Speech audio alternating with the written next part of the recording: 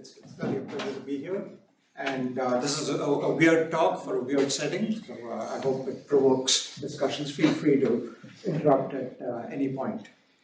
So the idea of beauty in mathematics is that you're able to look at the reason why something holds and gaze upon the beauty of the argument that goes into why a statement is valid or how a concept is defined, and you're able to actually appreciate the aesthetic appeal of the mathematics that is there.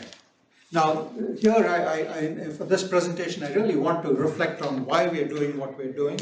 So the pattern that you see in many cases is that people seem to be happy to say, okay, I proved this, I proved that. That's not the point. It's really about how you proved it, how you formalized a concept, the mechanics of what you're doing. Because the game of formalization is not one of taking mathematics from a textbook and transcribing it. It's something much deeper than that. And I hope to try and convince you that that's the motivation and the point of why we're doing what we're doing. Any questions? How do you know what motivates us? No, I'm telling you what should motivate you. Directive. So when I talk about beauty out here, I want to emphasize there is this other kind of beauty that we should be looking for. And the talk is aspirational. I'm not claiming that this is what we've already accomplished. I'm not claiming that my proofs are beautiful and your proofs are not. Okay, that's not the point out here. I will show proofs that I think are beautiful, proofs that I think are ugly, and we can sit there and talk about what we can get at. Even ugly proofs have something to tell you. So that's what I'd like to emphasize. So the point really is that it is very, very important to worry about beauty in formalization. It makes a huge difference. So the idea of beauty in this is that you'd like to, you're creating a machine. And it's important that you realize that you're not transcribing declarative knowledge. You're actually building a machine, you're programming a machine as you formalize mathematical knowledge. And it's really important to have the right appropriate amount of generality. It's important to make it as uniform as possible. It's important to capture the knowledge in as mechanizable a form as possible, and to be able to do it with argument steps that are simple and direct and minimally irrelevant. And one of the things you'll realize when you do some of these things is that the proofs are actually telling you a lot more than you would extract from the textbook presentation. So this is truly a game changer in a way that perhaps you may or may not currently realize.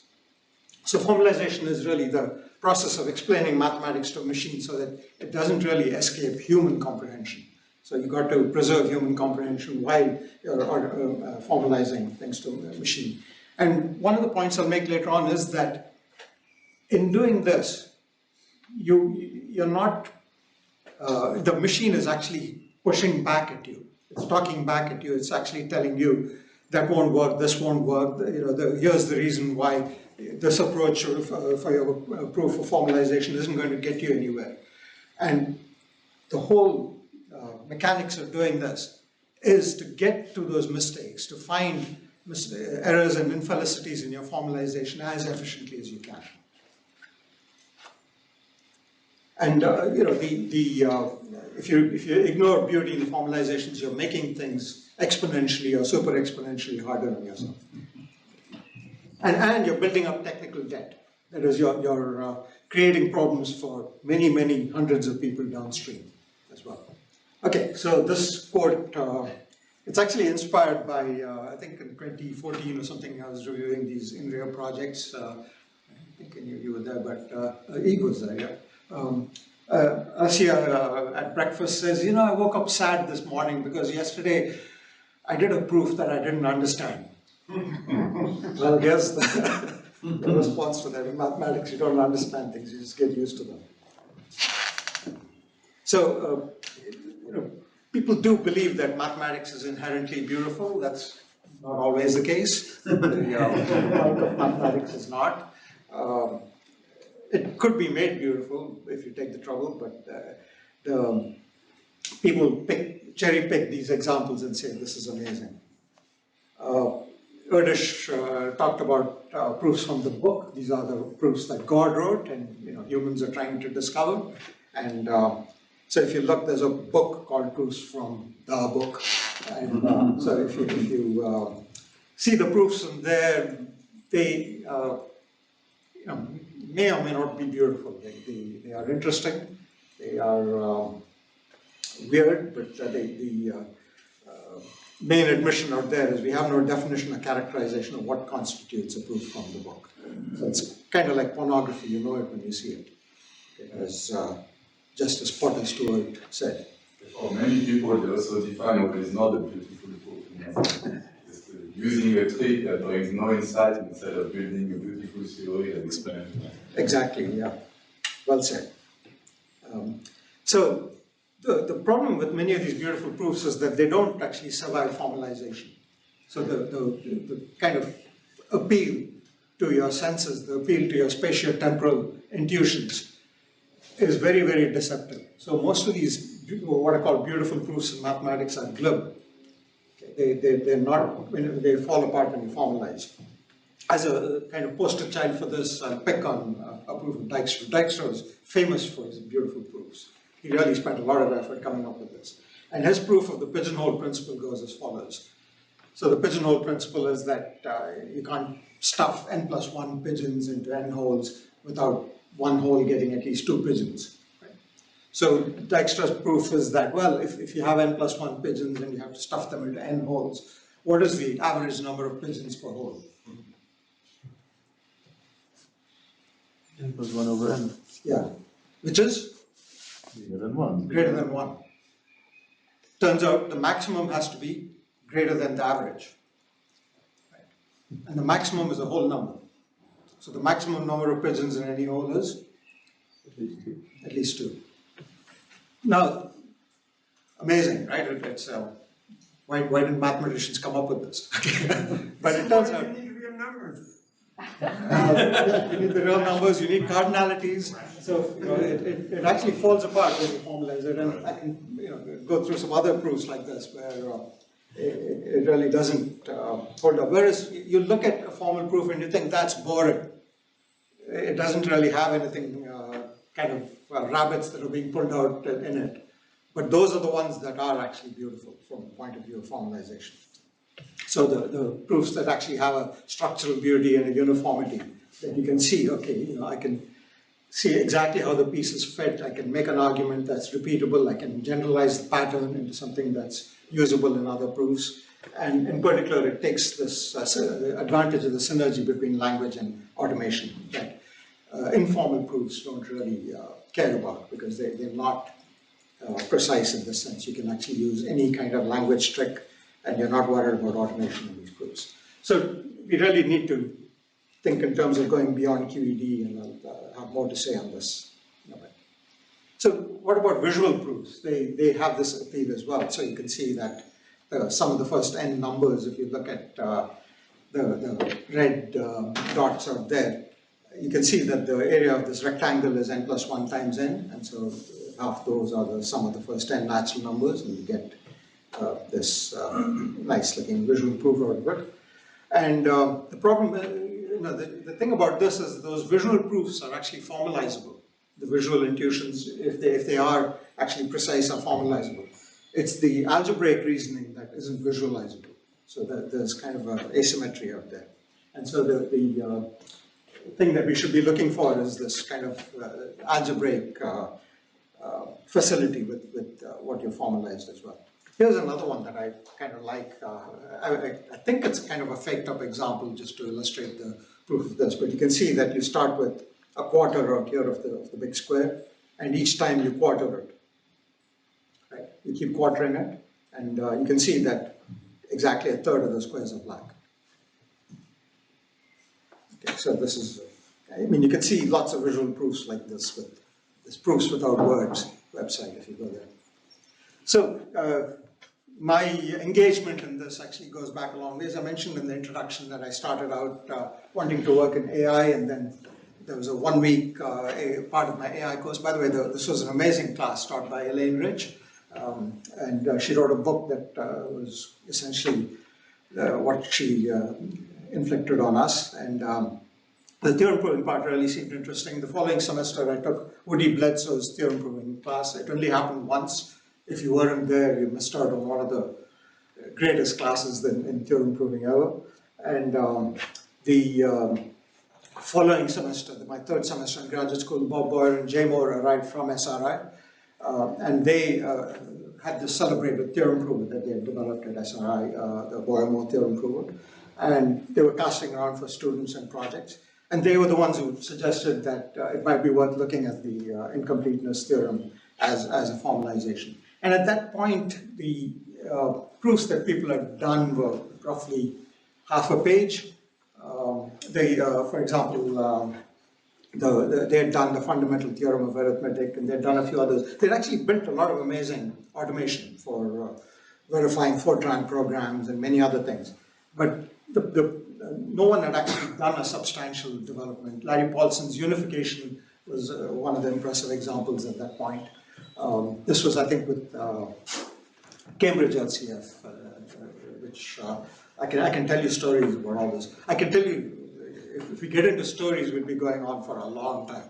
We'll be going on for days, because I was present at many of these events. As I mentioned, there was really no precedent for either granting a PhD for this. There was one thin precedent, because Van Bentham-Joting's automath formalization of Landau. But Landau is like pre-K stuff. Okay, it's not really a significant achievement to formalize it, although formalizing in automath is perhaps impressive. And I mentioned Woody Bledsoe's work on formalizing Morse's set theory book. Again, okay, I mean, it's not a major accomplishment. So this was really the first significant formalization, and so there was no roadmap for doing this. And I just happened to pick a few things. I used Schoenfield's first order logic, Cohen's hereditary finite set theory, and Lisp as the model of computability. All three choices turned out to be inspired. I mean, they were really things that made the proof feasible.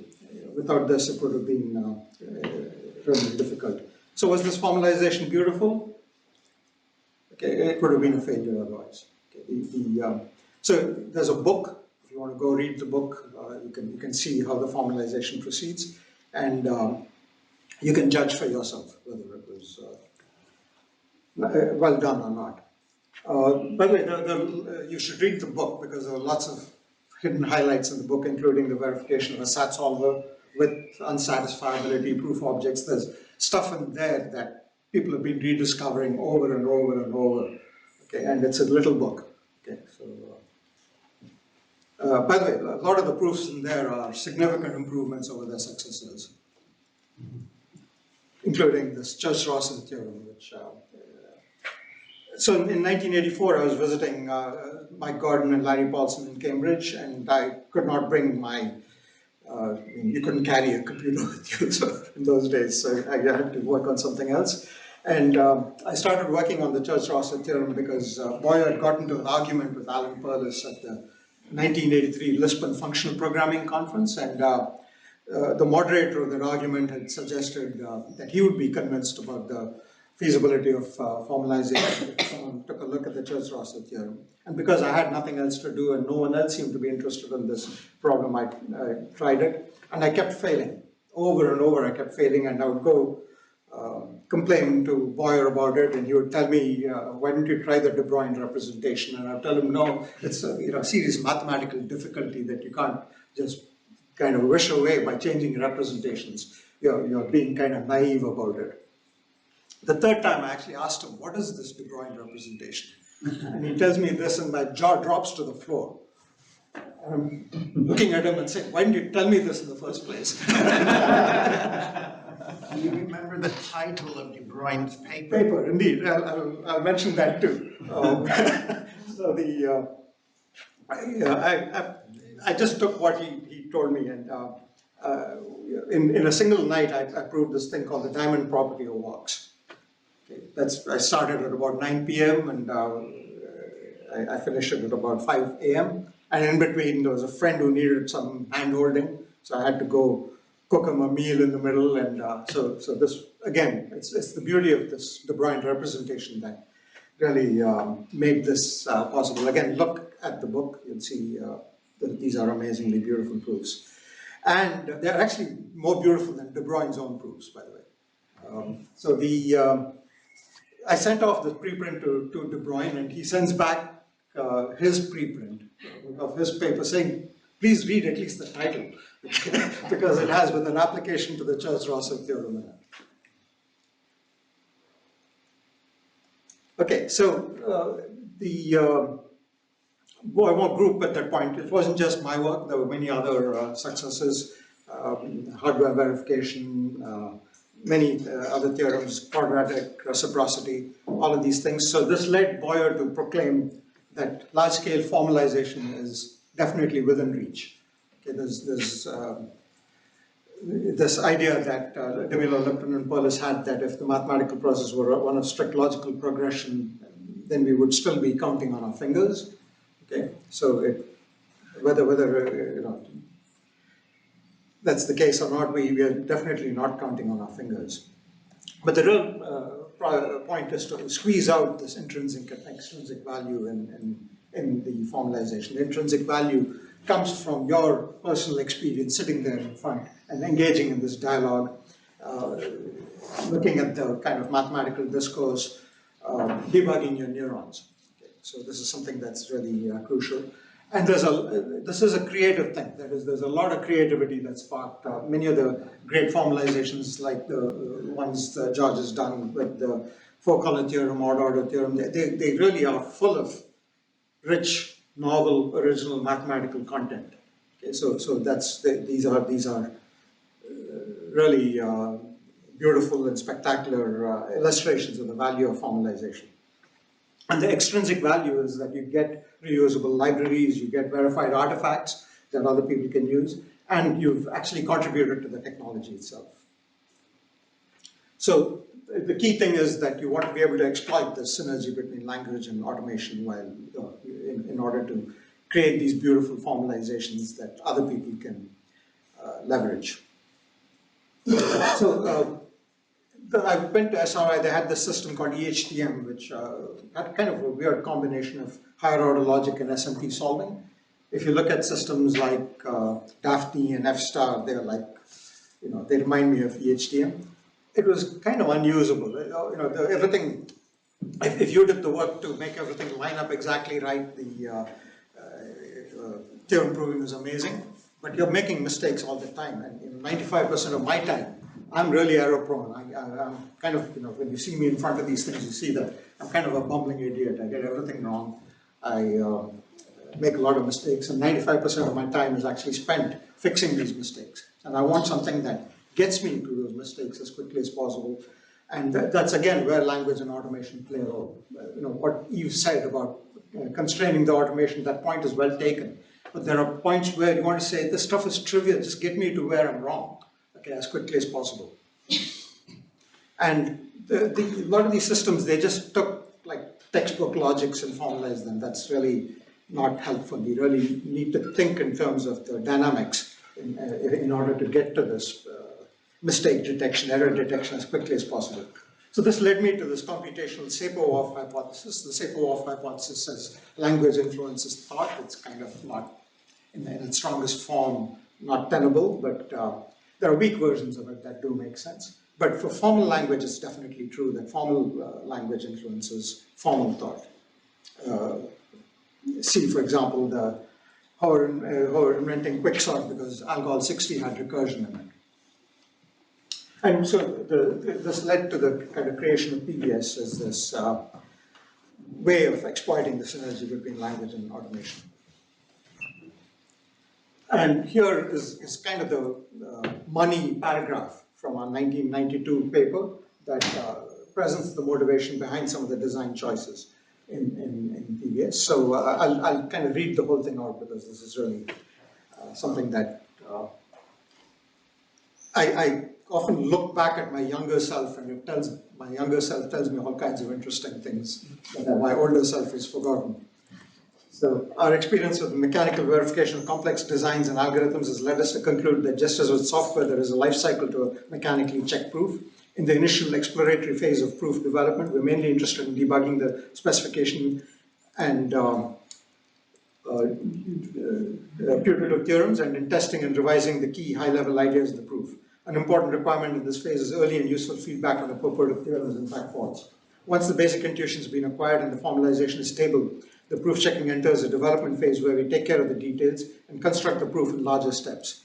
Efficiency of proof development is a key requirement here. In the third presentation phase, the proof is honed and polished for presentation in order to be scrutinized by the social process. Readability and intellectual perspicuity of the output is the goal here. The final phase is generalization, where we carefully analyze the finished proof, weaken and generalize the assumptions, extract the key insights and proof techniques, and make it easier to carry out subsequent verifications of a similar nature. Maintenance is a special application of generalization, where we adapt verification to slightly changed assumptions or requirements. Robustness of the proof procedure is a useful attribute here. Again, that was 1992. Okay, so now we'll get into this demo phase of this thing, where we'll look at some proofs of varying ugliness. So the first proof that I want to show is really one that goes back to that visual proof of the summation. So this is a higher order summation. It sums the function f applied to the first n natural numbers. That's from f of 0 to f of n minus 1, and it's defined that way. And this lemma out here is what you visualized out there. And so I can kind of step through this proof. And this is interesting. This proof is not a good one. So you hit it with induct and simplify, and that finishes the proof. So one interesting thing here is there's multiple changes going on. I'm running a kind of development version of PVS with, I switched to Sonoma recently, and this control G. My colleague has spent days trying to find out where the control G is coming from. And something, it doesn't happen pre-Sonoma, it happens post-Sonoma. I don't know what's going on there. Okay, so that's one. Then you can try the same thing with sum of squares. So again, I can just say induct and simplify on n. So it's the uniformity that you're exploiting, because these proofs have nothing deep going on. There are no rabbits. Left-hand side is equal to right-hand side. Okay, that's all there is to it. So all of these proofs kind of go that way. So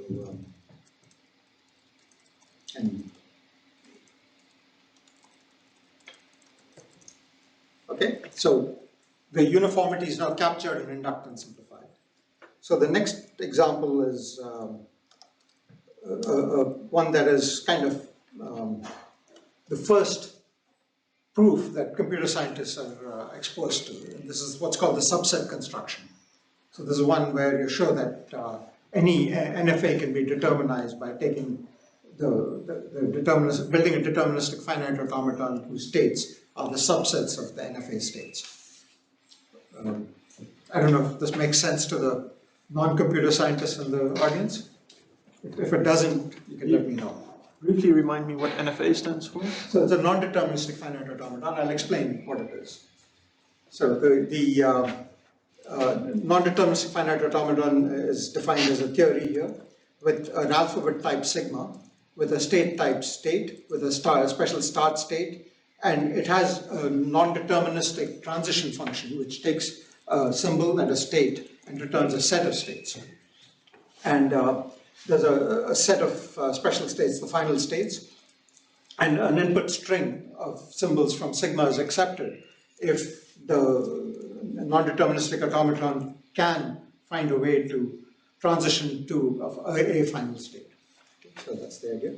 So this is the iterated transition function. It applies this delta, the D operation to a list of symbols and returns a set of states. And it's basically defined by taking the image of the set D away with respect to the rest of the delta states and taking the LUB of that. Okay, so that's the idea that you apply out here. And the acceptance is if there is a final state, if there exists a final state in it. The corresponding DFA, the main difference here is that instead of returning a set of states, you return a single state. Otherwise, it's the same. Again, you have an iterated delta function. And again, if the final state, the single final state that you have is a final state, then you're done. And so now, in order to do the subset construction, you bring in the same parameterization as the NFA, and you construct the corresponding operations of the DFA. You import the DFA with that instantiation, and then you try and prove that these two sides correspond to each other. And so you can hit it with induct and simplify of X right there. So you're doing list induction right there, and again it proves. Okay. And again, it does this because there's nothing deep going on. I can make the proof as kind of obtuse as possible, which the textbooks do for you, but it's just left-hand side is equal to right-hand side. And that is, you know, in one aesthetic boring, in a different aesthetic is beautiful. And this is the equivalence, so the acceptance criterion is the same, and this is just, you bring in the theories and hit it with grind and it proves. Okay, again, because you proved the previous theorem, then this is an easy one to check. Nothing going on, deep going on out here. All of these steps are, you know, once you stare at them, you can see that they are mechanical. They may not be obvious, but they're mechanical. Any questions? So the beauty is in the formalization. Yeah, you go to some trouble to make it so that the proof follows almost mechanically by the fact that, you know, I used this image and LUB in both definitions carefully, just so that they lined up. Okay, so let's see what. Okay, so the next example is task heap master. So this is a really kind of foundational theorem in computer science. You know, everything in computer science basically is elaborations of task heap master, because all computing is computing to fixed points. So the theorem basically says that if you have a complete semi-lattice, then a monotone operator on this complete semi-lattice has a fixed point. In fact, it has a least fixed point, it has a greatest fixed point, it has a whole complete lattice of fixed points. So here you essentially have a type, you have a partial order on the type, and you have this greatest lower bound operator. You specify that the partial order is a partial order, it's reflexive, antisymmetric, and transitive. You have the assumption that the greatest lower bound is a lower bound, and that for any other lower bound, it's the greatest lower bound is at least the lower bound. So the big X is. I'm sorry, it's yeah. The big X is quantified. The big X is it's a set of T. It's universally quantified. It's implicitly universally quantified. Yeah, it's a free derivative. Yeah. And then, you know, a function is monotone if x is less than y implies fx is less than f of y. And then you're kind of going to use this definition with where you say that the fixed point that you're going to specify, this is the rabbit, is the greatest lower bound of the prefix points. And so here is the theorem that a monotone operator essentially, the LFP is a fixed point. So f of LFP of f is equal to LFP of f. Okay, so this, again, we can, I'll just kind of go through the proof that is there already. And so the first thing you do is you kind of get rid of the for all. That's the obvious thing. You kind of replace it with this column constant. Okay. So the next thing you do is this rabbit. You say that, you know what, I bet you that the greatest lower bound of the prefix points is a prefix point. Okay. So that's what the case introduces. So this is the rabbit. And so you bring that in, you bring in this idea that I'm going to, I'm going to use that greatest lower bound as the prefix point. So once you have that, the rest basically follows by just rewriting with the definitions. And now you have to discharge this assumption that it is a prefix point. This 2 becomes irrelevant, you don't need it anymore. So this is a sequent representation. So sequent calculus is what Gensen actually intended that people would use. The natural deduction was kind of a crutch on the way to getting to the sequent calculus. And the idea that some systems use natural deduction is kind of weird. The thing here is that if you just hit it with grinds, the problem is transitivity has this magic intermediate variable that you can't really instantiate. That's another rabbit you have to pull out of the hat. So again, you do a grind without any instantiation out here. And then finally, now you just kind of drive yourself by what you see in the proof. You look at one and say that has a greatest lower bound on the right hand side. That's clearly GLB is GLB, okay, because you have to show that it is an upper bound on the other lower bounds. So you rewrite with that, and then you end up with this other obligation which you have to show. And this you're going to use transitivity to show. So you're going to hide stuff that you don't need. So then you kind of, again, remove the for all, because you know that you're going to have to look into that. Now you bring in the rabbit for the transitivity. And once you do that, grind will take care of the rest. Okay, so that's the proof of this. There's a whole development of lattice theory, including showing that a complete semi-lattice is actually a complete lattice. And you can do it by just flipping everything around and showing that it's a complete lattice. So the next thing is Cantor-Schroeder-Bernstein. Now, there is a proof of this in PBS from the 90s that Sam ordered. That he did like a conventional set theory textbook proof. But I remembered that there's a way of using Tarski-Knaster for doing this. And my vague, very impressionistic recollection was that, by the way, what does the theorem say? Okay. It says that if you have an injection from A to B and an injection from F from A to B and an injection G from B to A, that you have a bijection H between A and B. Okay, that's what it says. And I vaguely remember that it goes something as follows, that you take the image of F from A to B. You take the image of F on A, and then you take the complement of that image, and then you take the image of G with respect to that complement, and then you take the complement of that. That gives you a monotone operator. You take the fixed point of that, and then the way you define the bijection is by saying that anything that's in that fixed point, you use F. Anything that's outside that fixed point, you use inverse of G. So that's the idea. And so I don't do this thing about blueprints and stuff like that. I don't really do software engineering because I want the dialogue to be not predetermined. I want it to be guided by what I see. Okay, so I just start talking to the machine.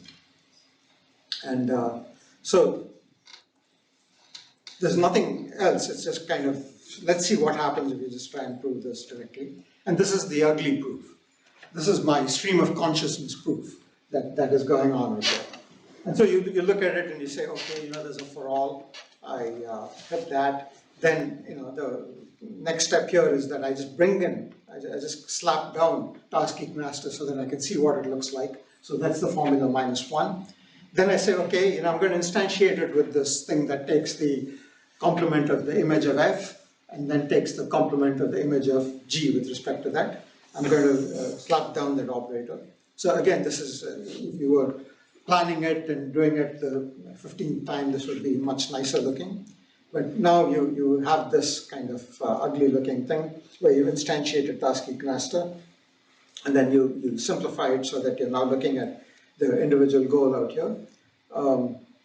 So what you did out there is now you're on one branch where you're using the fact that there is a fixed point, and there's another branch where you have to prove that that operator is monotone. Okay, so that's the idea. And then I say, okay, let me kind of name this thing so that it's got a nicer looking name. Now I can kind of give a witness for this particular operator out here. And now, since I have to prove bijectivity, let me expand bijectivity. And now I have to prove injective on one branch and surjective on the other branch. And so I split it into now the injective branch. I obviously expand the definition of injective. It gives me this for all. I take that apart. Then there are these embedded if then else's. Everything is just driven by what the dialogue is. I'm not doing anything other than what the machine is asking me to do. Okay. So on and so forth. And so you kind of keep lifting it. Actually, I should have done one more lift. I've preserved the proof exactly as I did it the first time. You kind of get into this particular case, which is the easy case. That is, both x1 and x2 are in this fixed point. So that's the easy case because I know that the injectivity of f gives me this case. So if I just kind of hide a few things and hit it with grind, it takes care of it. Okay. Then this is the hard case. This is one where x1 is in the fixed point and x2 is not. Okay. And this is the kind of hard case. So again, you just drive it by what you see, expand the complement and use this inverse injective and you're kind of done with that branch. So this hard case of the proof just goes through by expanding the definitions you need and finishing off the proof. Okay, it goes on like this. There are two more cases of this proof for the injective branch, and then there's the surjective branch, and then the monotone, and then you're done. Okay, so this would take you maybe about, I won't finish the proof. So this would take you maybe about anywhere between half an hour to an hour and a half to get through this. I mean, you make some false steps, you expand the wrong things, you instantiate the wrong things and so on, but this is how you prove it. And typically this is what you do. I mean, I asked the folks who built NASA Lib in the 90s and 2000s how much effort it took them to do some of these proofs, and they said, well, we did them over lunch. So each lunch they knocked off a theorem of significance. So if I would do this proof, I would have a little paper with blobs on it and arrows. I would make a picture. You're a better person than I am. So did you do this? I didn't know. You just looked at the space. This is it, yeah. I just talk to it and do whatever it tells me to do. But just to I don't convince recommend myself that things are monotonic and stuff like this, I would put that this is. yeah. So and then once you have this ugly proof, you can look at it and analyze it for whether it's better looking. And so now just let me get back to my. There's the kind of most beautiful example is. I'm not sure you can go through. I'll just kind of flash it. I'll just flash it.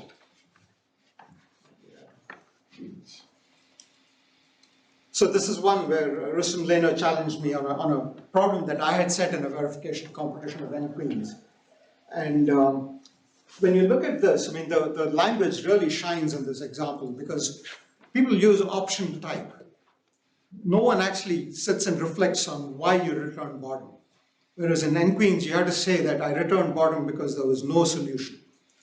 Okay. And that being able to type it that way really simplifies the proof. This would be an extremely hard problem. It would take you like several days.